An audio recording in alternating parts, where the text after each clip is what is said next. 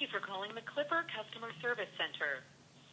All Clipper transactions are subject to our cardholder license agreement and terms of use found on our website.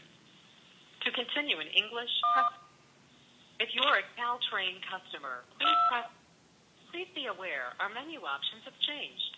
In order to access many of our automated phone services, registered cardholders will need to set up a PIN and complete the verification process via email.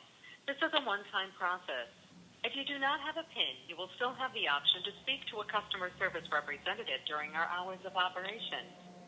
If you know your Clipper card serial number, please enter it now, followed by the pound sign. If you do not,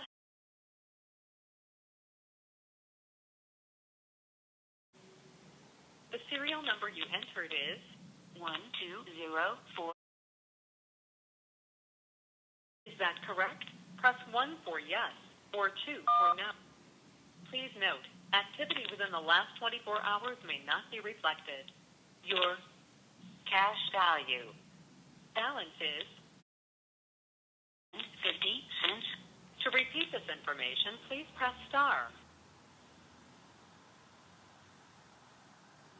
Please enter your security PIN number followed by the pound sign. Or